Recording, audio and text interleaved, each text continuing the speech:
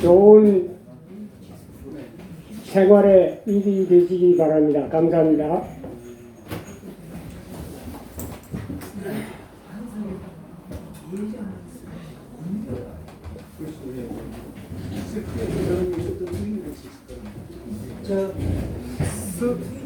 이제 아까 그 책에 대해서 제가 말씀을 계속 드려야 될 것 같습니다. 왜냐하면 이 책에 진짜 책이다 가짜 책이다를 모르면 어떤 사람이 자기가 책을 써놓고는 지금 얼마 전에 BTS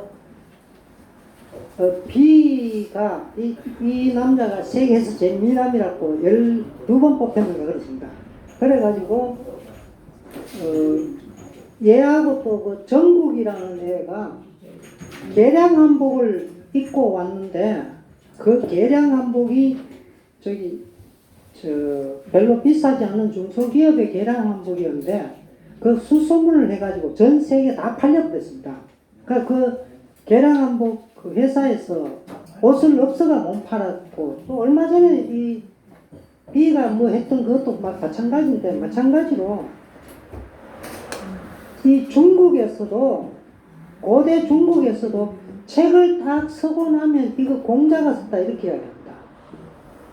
그래 이거 팔릴 수 있으니까. 그래서 춘추도 공자가 썼다 이래가 팔아먹고 그 다음에 뭐 주엽도 공자가 썼다 이래가 팔아먹고 그 다음에 뭐 노자라는 사람이 이 책 아주 이상한 책인데 이 사마천은 자기 집안이 도가 집안이었습니다. 도가 집안이었는데 육아를 꺾어버리기 위해서 공자의 선생이 노자다 이렇게 이야기합니다. 이런 식으로 그 공자가 있을 그 시기 중국에도 서기 전에도 이런 가짜가 계속 유행을 했고 지금 뭐 우리 한국에서도 가짜 뉴스 이런 게 나와가지고 팩트가 뭐냐 계속 따지지 않습니까? 사실이 뭐냐 니 왜 그런 말 하느냐 이렇게 말하지 않습니까? 그래서 사실 저는 뭐 어떤 그 사람이 정직성 여부를 뭐 이 당에 있다 저 당에 있다 이런 걸 다 떠나서 사실 앞에 일단은 정직해라. 당신 아들이 공부를 못했으면 그냥 솔직히 못했다고 그래버리라. 그러면 훌륭한 사람이다. 공자의 아들 그 백은은 약간 그 정신장애자 뭐 이렇게 보는 사람도 있는데 공자는 논어에 솔직히 말을 합니다. 내 아들은 똑똑하지 못하고 아내는 똑똑한데 뭐 똑똑하거나 멍청하거나 간에 누구나 자기 아들을 자기 아들이라고 말한다 이러면서 아주 솔직하게 해놓고 말씀을 하지 않습니까? 그래서 이제 사실 앞에 충실해야 되는데 이렇게 가짜 만드는 방법이 계속 유행을 했기 때문에 오늘은 시경도 그렇고 특히 서경을 보실 때요. 이제 옛날에 상스라 그러다가 뭐 서경이다. 근데 이게 같은 책입니다. 그런데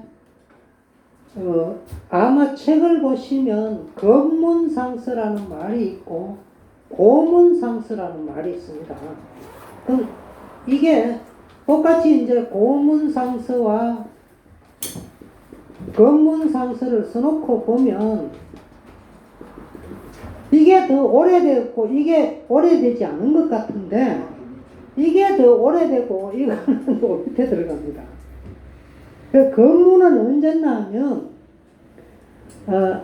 한초에 유행하던 글이 예서였는데 예서로 쓴 것 검문상서는 그래도 진짜에 가깝다. 그런데 검문상서가 제법 유행하니까 그 다음에 어떻게 말을 하느냐 하면 요 시기보다 더 이런 시기 그 이전 옛날 글자로 가지고 책을 만들어 가지고 이게 더 오래됐다 이렇게 나왔습니다. 근데 이게 지금 서경을 보시면 검문, 고문, 개유, 검문에도 있고 고문에도 둘 다 들어있다. 그리고 검문에는 있고 고문에 없다 이러면 검문에는 있고 고문에 없다 이건 그래도 진짜에 가깝고 고문에는 있고 검문에 없다 이러면 가짜 이렇게 생각합니다.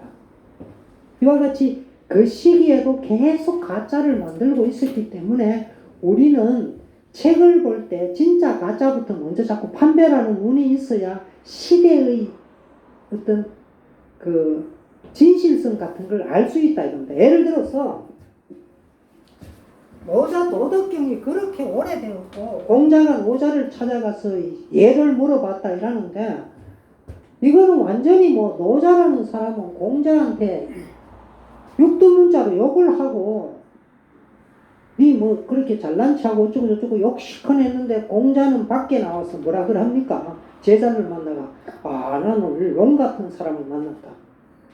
이 이야기를 만든 게 사마천인데 정말로 공자가 그렇게 말을 했다는 공자는 정말 훌륭한 분 아닙니까? 욕 실컷 먹고 밖에 나오고 용 같은 사람 만났다. 지금 일본이 아주 웃기는데요.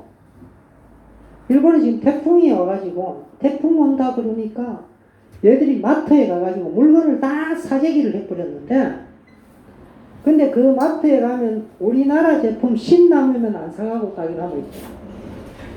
그러니까 일본 사람들은 내일 굶어 죽어도 한국 신라면을 안 산다 이거 아닙니까? 그러니까 이걸 보고 사진 찍어가지고 욕을 하니까 일본 사람들 하는 얘기가 일본 사람들은 매운 라면을 안 좋아하니까 그렇다 이랬는데 이게 또 거짓말이죠. 바로 그 옆에 뭐가 있었느냐 하면 곰탕면이 있었습니다. 곰탕면은 맵지 않고 매운 게 하나도 없지 않습니까? 이런 식으로 거짓말을 자꾸 하고 있는데 일본 사람들이 만들어놓은 거짓말 책이 바로 일본 서기 아닙니까? 이 일본 서기는 백제가야의 역사다 이렇게 이야기를 하는데요. 뭐 이와 같이 거짓말 만드는 거. 그래서 우리가 책을 거짓말인지 진짜를 왜 알아야 되느냐 하면 일본이라는 나라가 거짓말을 계속 하다가 이제 우리한테 지기 시작하는데요. 여기 계시는 분들은 연세가 좀 저보다 많이 드신 분이고 해서 일본이 우리보다 기술이 더 뛰어날 거다 이렇게 생각하시는데 이거 근심하지 마십시오. 일본에 스마트폰, 소니, 샤프 다 없어졌습니다. 세계 최고 삼성 아닙니까? 그럼 삼성이 세계에서 제일 만들면 삼성이 세계에서 제일 기술이 뛰어나고 대한민국 기술이 세계에서 제일 뛰어난 거죠. 실제로 우리는 인구 5천만에 수출을 하는데 얼마를 하느냐 하면 6천억 불 수출합니다. 일본은 인구가 1억 2천만인데 수출을 얼마나 하느냐 7,338억 불밖에 못합니다. 독일이 인구 7천만쯤 되는데 여기에서 수출하는 게 한 8천억 불쯤 됩니다. 지금 인구 비율 딱 따지면요 우리는 한 사람당 1만 2천 불 수출합니다. 하고 이 나라는 6천 불 수출합니다. 독일은 또 우리보다 지고 있습니다. 그래서 사람 하나하나 숫자 따져가지고 수출을 가장 많이 하는 나라가 대한민국이기 때문에 50년 전에 우리가 경운기 만들던 시절 생각해가지고 우리가 기술 없다고 지금 생각할 필요 없습니다. 우리 기술이 세계 최고입니다. 그리고 그때는 물건을 만드는 부품 만드는 기술도 뭐 없고 뭐 그래가지고 기계를 깎는 것도 없었는데 지금은 다 있기 때문에 우리가 뭐 비행기도 만들고 배도 만들고 다 만드니까 우리가 딱 맘먹자 말자 일본에서 만든다는 거 다 만들어버리지 않습니까? 그래서 걱정하지 마십시오. 일본 물건 안 사도 전혀 걱정 안 해도 됩니다. 우리가 기술이 세계 최고이기 때문에 쟤들이 이제 완전히 망하겠죠. 그걸 감추려고 거짓말을 계속하고 있는데요. 바로 이와 같이 사실을 가지고 딱딱 적어놓고 보면 우리가 세계에서 기술이 제일 뛰어난다. 아무 걱정하지 마십시오. 학문도 앞으로 우리가 세계에서 아마 곧 1위가 되겠죠. 노벨상 그거 아무것도 아닙니다. 우리는 노벨상 안 타고도 물건 잘 만들지 않습니까? 노벨상 왜 우리가 못하느냐? 학문에는 패러다임이라는 게 있습니다. 패러다임. 이 정상과학자들의 모임 속에 인정을 받아야 된다 이런 뜻인데요. 우리가 과학 분야에 몇 개 진입을 해가지고 정상과학자가 패러다임 속에 많이 못 들어갔다는 뜻입니다. 그래서 서울대학교의 그 물리학 가르치는 최무영 교수는 노벨상 타는 사람들 아이고 유치한 수준인데 지들끼리 노벨상 받아가지고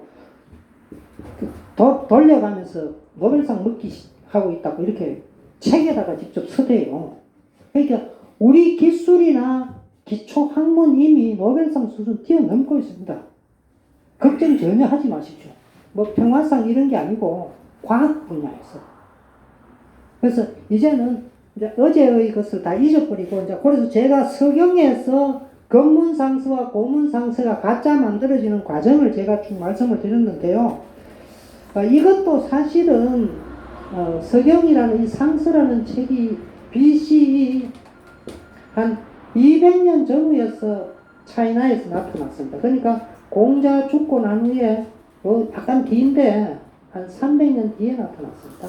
그래서 서경이라는 책, 상서라는 책이 공자가 그 이전에 있었다고 말은 했지만 실제로 지금 우리가 보고 있는 책은 이게 진짜인지 가짜인지 알기가 좀 어렵다. 자, 여기까지 정리가 되시면 여기 계시는 분들께서 책이라는 게 막 가짜도 막 만들고 그랬구나 이렇게 이제 생각하시면 이제 도덕경이 얼마나 가짜인지 말씀드리겠습니다. 얼마 전에 그 뭐 좀 이상한 남자가 하나 갑자기 하버드 대학에서 왔다 이러면서 도덕경 막 선전을 하더니 공자를 공구 녀석이라고 그랬습니다. 그러더니 요새는 또 논어 가르친다고 그러는데 제 유튜브 올라가면 제 거 자꾸 훔치가 그 사람 말합니다. 이 사람 참 화나는데 그 어떻게 할 수도 없고 그러나 이제 제 유튜브가 먼저 깔렸기 때문에 나중에 이제 저것도 밝혀지는 날이 나오겠죠. 근데 공자를 공구 녀석이라고 했던 사람이 갑자기 논어 가르치고 있습니다. 그 공자 위대하다고 그러죠. 이게 이 사람 유치한 수준이죠. 왜 이런 말을 했느냐? 한때 비공 시절에 공자를 비판하는 것이 좀 지식인처럼 보일 때, 진보적 지식인처럼 보일 때 이 대만이나 일본에 가서 공부를 하고 요 버릇을 가지고 공부 녀석이라고 했습니다. 마찬가지로 공자가 딱 돌아가시고 나자 BC 479년에 논어를 만든 분은 뭐 누구다 그러는데 그거 전부 거짓말로 자공이 만들었습니다. 공자의 제자 자공이. 공자의 제자 자공이 논어를 만들었다는 표시가 논어 속에 곳곳에 나옵니다. 어떻게 나오냐? 공자가 다른 사람한테는 가르쳐 주지 않는 외교 문서 쓰는 법을 이야기합니다. 그리고 공자가 제자를 평가하니까 난 덕을 닦을 시간이 없는데 쟤는 저런 짓 왜 하냐 이렇게 합니다. 공자가 제자 평가를 왜 합니까? 논어를 쓰는 바탕으로 지금 자로는 어떻고 안에는 어떻고 뭐 이렇게 쭉쭉쭉 적어 나가고 있으니까 공자 눈에 그렇게 보였던 거죠. 그리고 문장이라든가 글에 대한 질문은 자국만 계속 공자한테 하고 있습니다. 그러니까 논어를 쓴 분은 공자의 제자가 썼다면 공자밖에 없지 않습니까? 그리고 논어라는 이 글자의 해석도 아직까지 잘 되지 않고 있는데요.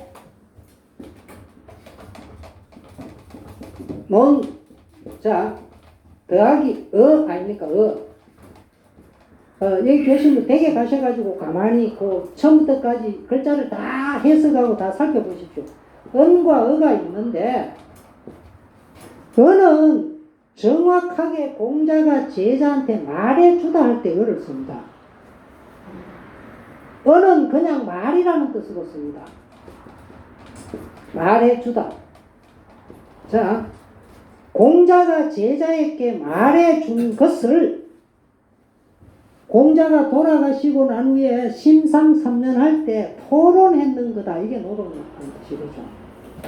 그러니까 논어를 그토록 정확하게 베낄 수 있었던 이유가 이제 공자가 돌아가시고 심상3년을 지낼 때니까 이때에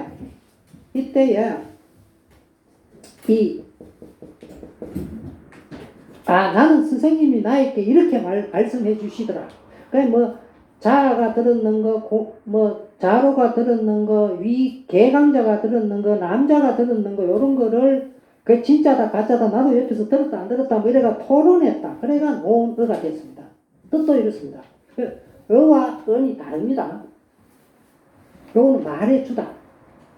자, 그래서 바로 이제, 노자 도덕경을 가만히 보면요. 도덕경은 요즘 와서 마왕대백서다 이상한 말을 자꾸 하는데, 그 마왕대백서가 진짜 저는 이건 조사도 가짜가 치고 있는데, BCE 가장 옛날 가장 빠른 시기에 마왕대백서가 BC 313년까지 딱 나왔습니다. 그럼 공자가 BC 479년에 돌아가셨으니까 이 벌써 연대 차이가 160년 차이 나지 않습니까? 그런데 물론 요때 나왔으니까 그 이전에 책도 있었을 것이고 있었을 수도 있고 또 그 이전에 무슨 선생의 학설이 최고로 엮여질 때 한 40-50년이 있었다 치더라도 일단 현재 우리가 확인할 수 있는 건 요것밖에 없습니다. 이걸 저 이상한 사람 도울 김용호 계속 이거 거품을 튀는데 여기까지 딱 끊어놓고요. 도덕경이라는 책은 아주 신기해가지고 그 책 안에 지명이 안 나옵니다. 그리고 그 책 속에 인명 안 나옵니다. 그리고 논어는 처음부터까지 토론, 공자와 제자의 토론 완료되어 있는데 이 곳에는 왈자가 나오기는 오는데 어떤 위대한 인간이 거룩하게 왈 하고 딱 말하는 것이지 토론하는 게 아닙니다. 자, 이런 이상한 책인데요. 여기에는 제일 첫 구절이 뭐라고 나오느냐 하면 도가도 비상도라고 합니다. 도를 도라고 말할 수 있으면 상도가 아니다 이런데 제일 첫 번째 나오는 도, 이거는 지금의 도, 미래의 도가 아니고 과거의 도 아닙니까? 지금까지 말해왔던 육아의 도를 도는 상도가 아니다 이런 뜻이죠. 그 첫 마디부터 육아를 공격하기 위해서 이 글을 한 겁니다. 이 이야기 김용옥이 몰라요. 말 절대로 아니에요. 머리가 나빠서 모를 수도 있는데 도 이거는 육아의 도입니다. 육아의 도. 육아의 도는 지금까지 도라고 말할 수 있었는데 그거는 도가 아니야. 딱 이렇게 딱 공격부터 치고 나오죠. 그 다음에 딱 나오는 말이 뭐냐면 현인이라는 말과 성인이라는 말이 나오는데 현인은 별거 아니야. 이거 하면 나라 망해. 근데 나는 성인이야. 이렇게 이야기합니다. 그 노자치는 성인이래요. 공자는 현인인데 이건 말하라 안 한다고 합니다. 자, 그리고 하는 말이 자기가 다스리는 방법은 아무 일도 안 하면 저절로 된다. 이거 거짓말입니다. 아무것도 안 하는데 저절로 되는 게 뭐가 있습니까? 오이지치라 그러지 않습니까? 이거는 일반 인민들을 현혹하려고 만드는 태평천하 구세주 이야기 아닙니까? 그러고는 또 이야기하죠. 백성들한테는 가르치면 안 된다. 그렇게 돼 무식해라. 무식하게 만들어라. 이거 왜 무식하게 만듭니까? 우민화 정책 아닙니까?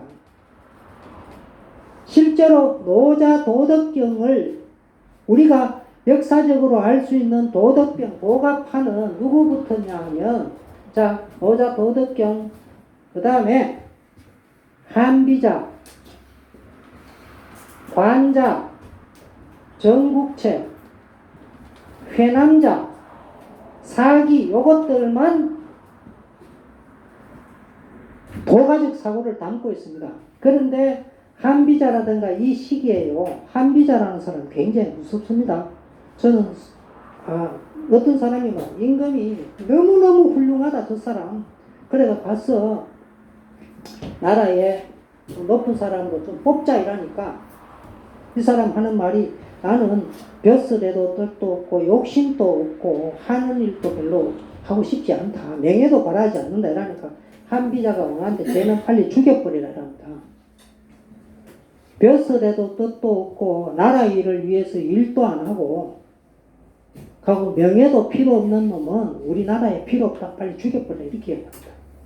그래서 도덕경의 시대는 바로 이때부터 한초, 한무제 때까지인데요. 대개 BCE 한 100년 정도까지, 요 정도까지 이렇게 되는데, 한 200년 가까이 됩니다. 200년 가까이에 차이나 역사에서 있었던 일은 뭐냐 하면, 학살, 암살, 합종연행, 이것만 중국 천하에 성행을 했습니다. 그러니까 도덕경이라는 책은 사람을 암살하거나 학살하기 위한 이론적 근거가 되는 책이죠. 죽여버려라. 그러고 백성들 똑똑하게 알면 안 된다. 가르치지 마라. 이렇게 합니다. 그런데 대한민국 사람들은 무지하게 많이 아니까 뭐 촛불혁명도 있고 저것도 있고 에이 저 시장 저거 틀렸어. 에이 시장한테 가서 우리 뭐 좀 해달라 그러자. 이렇게 이야기가 되죠. 근데 일본 사람들 가만히 보면요. 절대 이쁜 것 아닙니다. 너무너무 무서운 사람들인데 얼마나 무서우냐면요. 죄송하지만 이분한테 신뢰가 될 것 같아요. 뭐 하지만 우리 동해시장님 형이나 아버지가 동해시장이었습니까? 아니죠. 그럼 이분의 동생이 동해시장? 아니죠. 그럼 대한민국에요. 아버지가 국회의원이고 아들이 국회의원인 사람 한 5명쯤 될 겁니다. 근데 일본에는 아버지가 국회의원이고 아들이 국회의원인 게요 50%입니다. 그리고 일본의 장관은 아버지가 장관이고 아들이 장관인 경우가 60% 됩니다. 그리고 지금 아베도 옛날에 제가 아버지 맹 총리했죠. 이런 나라입니다. 이런 나라. 우리가 지금 상상도 못한 나라입니다. 그리고 대한민국에는 특별한 어떤 뭐 곳에 사는 사람들은 아주 옛날에는 뭐 백정이다 이런 말이 좀 있었는데 지금 그런 말 없지 않습니까? 전혀 없습니다. 뭐 요새 양반 잡고 따지면 저 사람 되게 잘난 체하네. 아이 보기 싫어. 저 사람 하고 말 안 해. 이랬대 그러죠. 일본에는 불황민이라는 게 있는데 전세도 안 주고 달세도 안 주고 같이 결혼도 안 하는 그런 사람들이 300만 명이나 된답니다. 와, 이 무서운 나라입니다. 꼭 저 인도의 불가촉 천민 같은 거죠. 70년대 전태일이가 있었을 때 서울대 학생들이 공장으로 들어가가지고 공장 노동자와 같이 함께 일하고 함께 밥 먹고 함께 잠자고 어회찬 의원 같은 사람은 그때 가서 일하다가 그 공장 여공하고 결혼까지 했지 않습니까? 대한민국의 대학생은 이렇습니다. 그 일본에 저기 저 아베 뭐 하고 무슨 뭐 이름 이상한 뭐 다론가 무슨 외부상 걔들 다 동경대학 나는데 지들끼리 뺑뺑 돌아가며 하고 있습니다. 이런 나쁜 나라는 어떤 짓 합니까? 국민을 무식하게 만들죠. 그래가지고 선거할 때 전 세계에서 일본은 가장 이상한 선거를 하는데 그 어려운 한자를 투표지에 직접 써야 됩니다. 후보자 이름을. 우리는 1번, 2번, 3번까지 찍고 오는 게 아니고 이게 바로 무식하게 만드는 우민화 정책이죠. 그러니까 일본은 당연히 가난하고 억울한 백성들이 투표하러 안 가죠. 지들끼리 투표해요. 그래서 자민당 일당 독재 계속. 저 나라 망하는 거 이제 시간이 얼마 안 남았습니다. 우리 한국인들은요, 자꾸 무슨 뭐 초등학교가 언제 생겼느니라는 게 말도 안 되는 게 여기 삼척 동해 태백에 1900년 이전, 대한제국 이전에 곳곳에 서당이 있었지 않습니까? 여기 아마 용산성 원장님 아버님도 뭐 그러셨을 겁니다. 내가 옛날에 거기서 서당에서 이런 말씀 하셨을 겁니다. 여기 아마 부모님들 다 서당 하시는 분들일 겁니다. 그 서당이라는 것은 너무도 훌륭한 교육기관인데 이영훈이 같은 놈은 이런 거 교육기관 아니라 그래요. 이영훈이라고 저 이상한 사람 있지 않습니까? 위안부가 뭐 자발적으로 갔다라든가 이상한 소리 하는 사람들. 그 약간 정신이 좀 이상한 사람들인데 옛날에 서당, 여기 향교는 그거 아닙니까? 이 서원은 국립대학이고 향교는 지방 도립대학이죠. 그리고 국립대학입니다. 옛날에 여기 이 땅 그 농사 안 짓고 이렇게 다 만들어 공부하던 대학입니다. 여기 영산서. 그리고 제가 한 말씀 부탁드리는데요. 제가 이런 말씀을 하지 않고 가야 되는데 원래 서원은 제일 꼴찌에 이름이 들어가는 사람이 진짜 이름이죠. 그 서원에 진짜 모시는 사람이죠. 여기는 이세필 아닙니까? 요 필자 같은데 요 위에 모시는 분은 훌륭한 분 모시는 건 당연합니다. 강원도 최고의 인물 이율곡 이분은 혁명가였습니다. 어떤 혁명을 했느냐 제가 말씀을 드릴게요. 지금 저 국방부 장관하고 이런 거 군인을 자꾸 육사 출신한테 하면 안 되고 인문대 출신 그 다음에 공대 출신 상대 출신 그 다음에 미대 출신 이런 사람 해도 됩니다. 왜 안 됩니까? 왜 서울대학교 출신만 합니까? 여기 무슨 대학교 있지 않습니까? 없어졌습니다. 왜 없어집니까? 안 돼요. 학생이 없어요. 그러니까 이게 왜 그러냐면요. 이율곡이 병조 판서였습니다. 병조 판서하면서 딱 그 명부 인원의 그 병력의 현황을 딱 파악을 하는데 파악을 해보니까 군인 숫자가 근원적으로 부족한데 그 원인을 또 따지고 들어갑니다. 따지고 들어가니까 양민들을 전부 다 자기 집에 노비로 해버려가지고 이 바람에 군에 갈 사람이 없으니까 감히 전쟁을 칠 수가 없죠. 그래서 이율곡이 우리 조선 역사에서 처음으로 노비 해방을 주장했습니다. 노비를 해방해가지고 전부 양민으로 만들어야 병력을 충당할 수 있다. 그래서 나온 게 신반양경석입니다. 그래서 이율곡 제자는 후로 조선 말기까지 노비 해방을 주장했습니다. 그런데 여기에서 가장 나쁘고 용서할 수 없는 사람 다산전략경입니다. 그 사람 굉장히 나쁜 놈인데요. 노비 해방 반대합니다.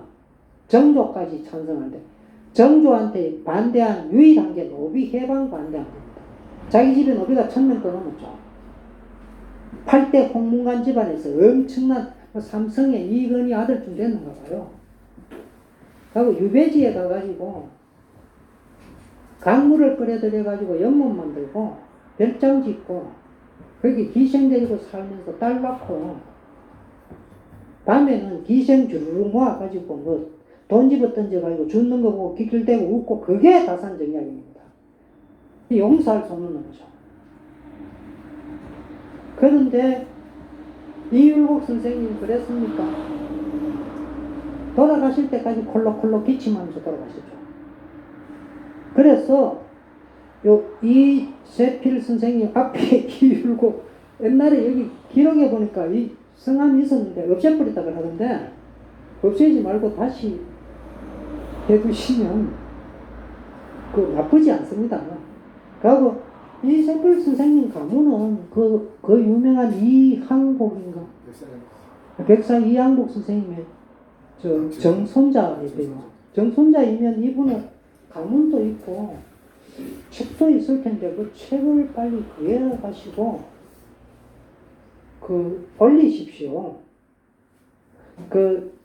민족문화추진위원회에 가가지고 그 책을 갖다 주면서 그러고 저 같은 사람 구해가 괜히 번역해달라고 그러면 권당 1억도 달라고 합니다. 그렇게 하지 말고 이 책을 쭉 들고 가가지고 이 번역이라고 한 1,000만 원 이렇게 기부해버리면 그 사람들 깨끗하게 번역해줍니다. 그러면 어떤 일이 생기느냐? 전국에 있는 분들이 다 그걸 검색해가지고 바로 다운받아가지고 연구할 수도 있고. 그리고 이분이 유명한 학평가 뭐 그런 게 있는 것 같은데요. 예, 그게 제가 생각할 때는 분명히 처세술이 아니고 극기, 위기지학 뭐 이런 거 같은데요. 극기 훈련의 극기가 아니고 극기 복례의 극기라고 생각되는데요. 그래서 이런 것도 가가지고 야 우리 동네 이런 게 뭐 도립 문화재로 돼 있는데 당신들이 이거 좀 해라 이래가지고 슬그머니 갖다 주고 기부금도 좀 내면요 그 사람들이 싹 번역에 올립니다. 괜히 찾아가지 마십시오. 찾아가가 번역이 이 동네 거 내버리는데 그거 갖다 줘버리면 시간이 좀 늦게 걸리더라도 전국에 걸립니다. 그런 식으로 해가지고 하시고 그러면 명도 선생 이천 선생 그런 사람 있지 않습니까? 그런 사람들의 사잠이라는 게 아주 유명한데요. 사잠이라는 게 이게 침잠자인데 그러니까 내 자신이 잘못하는가 침을 찌른다. 그럼 시장 내가 나쁜 거 보지 않으려고 내 눈을 찌른다. 언장 나쁜 말 하지 않으려고 입을 찌른다. 이런 이야기인데요. 청장 나쁜 거는 아예 듣지도 않는다. 이런 건데요. 이게 사실 우리도 그렇게 살아가지 않습니까? 저는 저쪽 끝에서 여성이 걸어오면 고개를 돌리가 될 것 같습니다. 이거 습관화해두지 않으면 아주 이상한 일이 생기는데 딸하고 같이 가다가 멀거니 여자 보고 있으면 딸한테 이게 무슨 창피입니까? 그래서 평소에 늘 버릇이 되어버려야 되죠. 여성이 오면 고개를 돌리가지 못하니까. 이런 것들이 이제 근데 아마 학교라는 것도 그런 아주 훌륭한 내용을 담고 있을 겁니다. 저는 그렇게 생각합니다. 그래서 이것도 빨리빨리 하셔가지고 올려버리세요. 서울의 민족문화추진위원회 찾아가가지고 당신들 왜 우리 거는 왜 안 해주냐? 다른 사람 거를 다 해놓고 이러면서 그러고 기부금도 좀 내놓고 오면 그 사람들 알아서 또 전 세계에서 올려가지고 하버드 대학에서도 클릭해가지고 찾아가고 합니다. 그렇게 하십시오. 자, 내가 오늘 그렇고 아까 이제 이 도덕경 이야기 이제 또 더 하겠습니다. 도덕경은 어쨌든 간에 가장 빠른 게 BCE 313년이고 그 후에 도교의 시대가 열리는데 유교를 완전히 유가를 밀어내고 이 사람들이 조정을 장악합니다. 그래서 우리가 흔히 도가라 그러면 저 산골짜기 있는 걸 생각하는데 산골짜기 있지 않고 왕궁에 살았습니다. 왕궁에 살 때 한무제가 이 사람들 쫓아내버리니까 성 밖에서 데모를 하고 있습니다. 그리고 이 사람들이 하는 주된 일은 암살 이런 거 그리고 백성들을 학살하는 거. 얘들이 한 일이 쟤들이 한 일이 김두한이 이런 놈 있지 않습니까? 학살하고 한 거. 김두한이 그 다음에 서북청년단. 김두한이 이거는 지가 잘못했는 것도 모르고 막 자랑했지 않습니까? 애국지사들 모여서 토론하고 있길래 지붕 위에 올라가가지고 지붕 뜯고는 석유 부어가지고 불질러 버려가 다 주겠다 이런 자랑하고 이거 안동김씨 아닙니다. 이거 전혀 아닙니다. 자기가 김자진 장군 아들이라고 하는데 자기가 썼는 자기 책 속에 김자진 장군 돌아간다는 횟수가 3년이나 틀리고요. 이거 아닙니다. 완전 안동김씨에서 빨리 이 사람 호주에서 파내버리는데 이런 사람들이 하던 짓을 바로 이 도교들이 했습니다.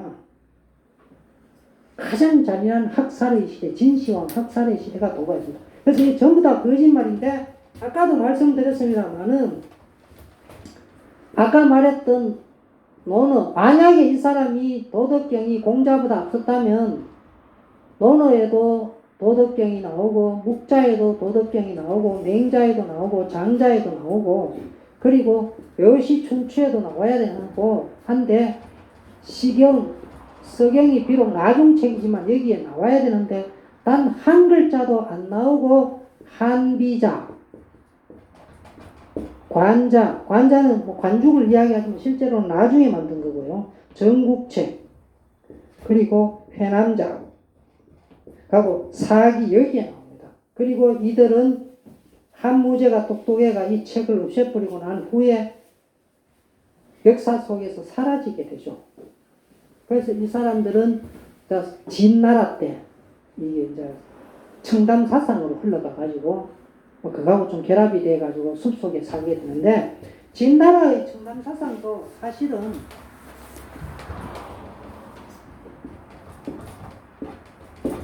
우리가 알고 있는 조조라는 분이요, 사람들 다 이 사람 나쁜 사람이라고 하는데 그건 삼국지 보면 그렇고 엄청나게 훌륭한 왕이었습니다. 군사의 최고고 당태종 같은 사람이었고, 백성들을 사랑해가지고 중국 최초로 평등 정책이라 땅도 나눠주고 이랬습니다. 그리고 자기 싫다고 가는 관우를 죽이지 않고 보내주지 않습니까? 그것만 봐도 얼마나 인간성이 좋습니까? 그런데 이 나중에 나관중이든가 이런 삼국지 선 사람이 조조를 나쁜 놈으로 만들죠. 이거는 누가 그 짓을 했느냐? 유림이 했습니다. 왜? 이 유림들이 제일 라이벌은 누구냐 하면 궁궐 안에 있는 외척 세력하고, 둘째는 황관이죠.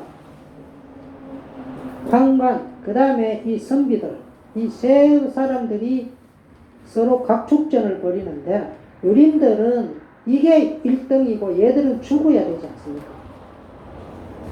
그거는 너무나 당연한데, 그런 의미에서 조조가 황간의 자식이라고 나쁜 놈으로 만들었습니다.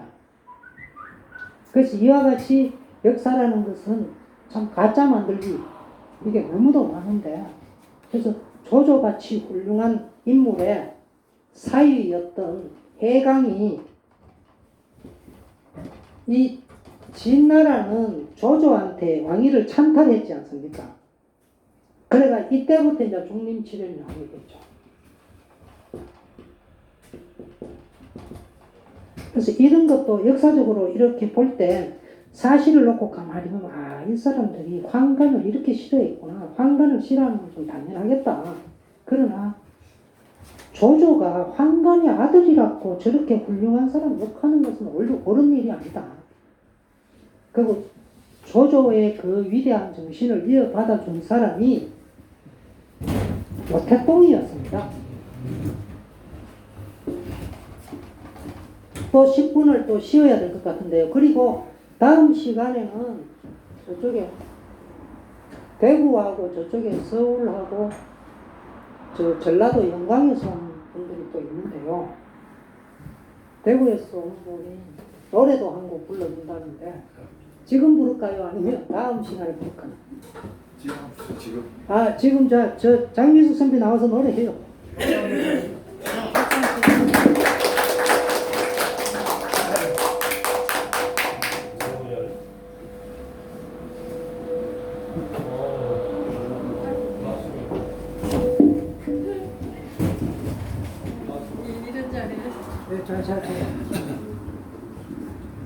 선생님의 시 중에 더덕선이 설중매라는 시에 곡을 붙인 노래입니다.